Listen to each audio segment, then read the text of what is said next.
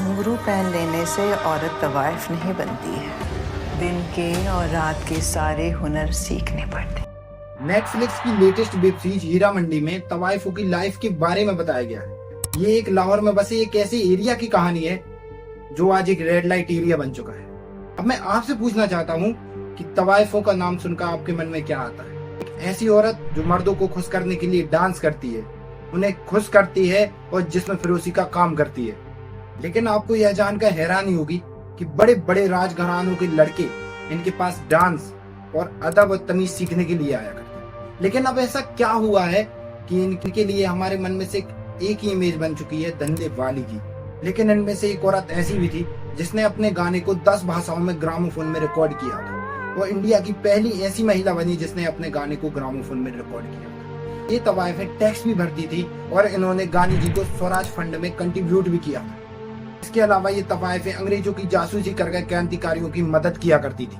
इसके अलावा इन्होंने जरूरत पड़ने पर हीरा मंडी को क्रांतिकारियों के लिए एक खुफिया अड्डा तक बना दिया था। समाज में इनकी बहुत इज्जत हुआ करती थी और उस समय तवाइफ और वेश्या में इतना अंतर हुआ करता था जितना आज डॉक्टर और इंजीनियर में हुआ करता है। आज आप इंटरनेट पर सर्च करेंगे तवाइफ तो आपको शाही वेश्या लिखा हुआ मिले। लेकिन ऐसा क्या हुआ कि तहजीब और तमीज सिखाने वाली तवाइफें एक वेश्या कहलाने लगी? ऐसा क्या हुआ कि आर्ट ऑफ मुजरा एक रेड लाइट एरिया में बदल गया? अगर आपको भी लगता है कि तवाइफों का मतलब वेश्या होता है तो आप इस वीडियो को पूरा देखिए। मैं आपको गारंटी देता हूँ कि आप लास्ट तक पूरी तरीके से समझ जाएंगे कि तवाइफ और वेश्या में कितना अंतर होता है। फिल्में आवाज के कदरदान आते हैं, आवाज के दुकानदार नहीं। हम तवाइफ हैं, रानिया है लाहौर की।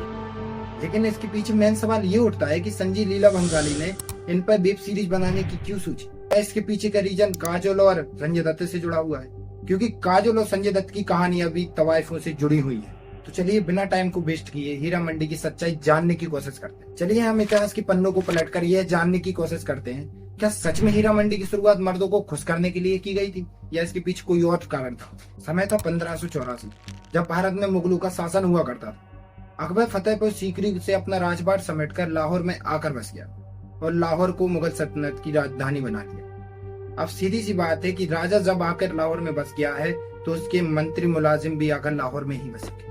मंत्रियों के लिए अकबर ने अपने महल के पास ही एक इलाके को रिहायशी इलाका घोषित कर दिया जहां अकबर के खास लोग रहा करते। यहाँ पर रहने वाले मंत्री मुलाजिमों के मनोरंजन के लिए अफगानिस्तान के काबुल से लड़कियों को लाया जाता था जो नाच गाकर सबका मनोरंजन किया करती थी और इनके डांस को मुजरा और इन्हें तवाइफ कहा जाता। यह सिर्फ अपने नृत्य और कला के लिए ही सिर्फ नहीं जानी जाती थी, यह अपनी तहजीब और तमीज के लिए भी जानी जाती। जैसा कि मैंने आपको बताया कि इनके पास बड़े बड़े राजघराने के लड़के नृत्य तमीज तहजीब अदब सीखने के लिए आया करते थे और इनके लिए एक बहुत मोटी रकम भी दी जाती थी इसके लिए, और समाज में इनका एक बहुत ऊंचा ओहदा हुआ करता था। मुगलों के शासन में तवाइफों का मोहल्ला खूब फला फूला, लेकिन आने वाले समय में तवाइफ शब्द का ही मतलब बदलने वाला था। भारत पर हमला किया अहमद शाह अब्दाली ने, उसने भारत में बहुत लूट मचाई। उससे लोग इतना डरा करते थे कि लोग कहते थे कि तुमने जो खाया है बस वही तुम्हारा है, बाकी सब तो अहमद शाह अब्दाली लूट ले जाए। उसने मुगलों के शासन में बसाए गए इन तवाइफों के मोहल्ले को वेश्यालय में बदल दिया। उसके सैनिक जिसको भी उठाकर लाते वेश्यालय में डालते थे। इस तरह तवाइफों का मोहल्ला वेश्यालय में बदल गया।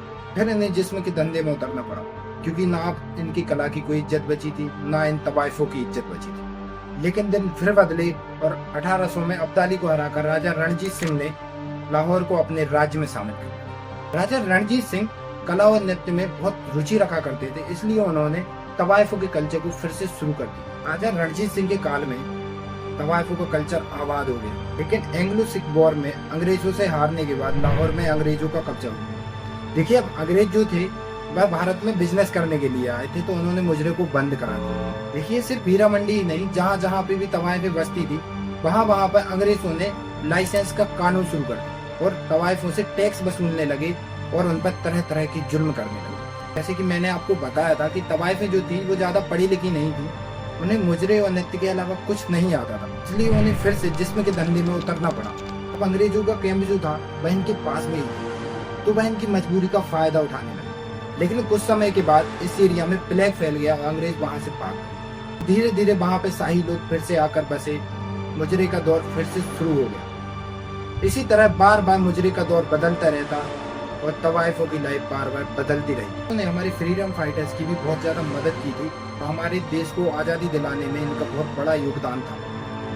इन्होंने अपने इलाके हीरा मंडी को ही फ्रीडम फाइटर्स के लिए एक मीटिंग पॉइंट बना दिया था, जहां पर वो आकर मिलते और देश को आजाद कराने की मीटिंग किया करते थे। आज हमारा समाज इनका देश के लिए दिया गया बलिदान भूल चुका है और हमने सिर्फ इनको एक धन्य बाली का दर्जा दे दिया है। आपका बहुत बहुत धन्यवाद हमारे साथ हमारी वीडियो में अंत तक बने रहने के लिए। अगर आप यह जानना चाहते हैं कि इनका हमारे देश में क्या योगदान रहा है आजादी दिलाने के लिए, तो हमारी इस वीडियो को ज्यादा से ज्यादा शेयर कीजिए और सिर्फ 1000 लाइक्स का एम रखा है हमने, उसको पूरा कर दीजिए।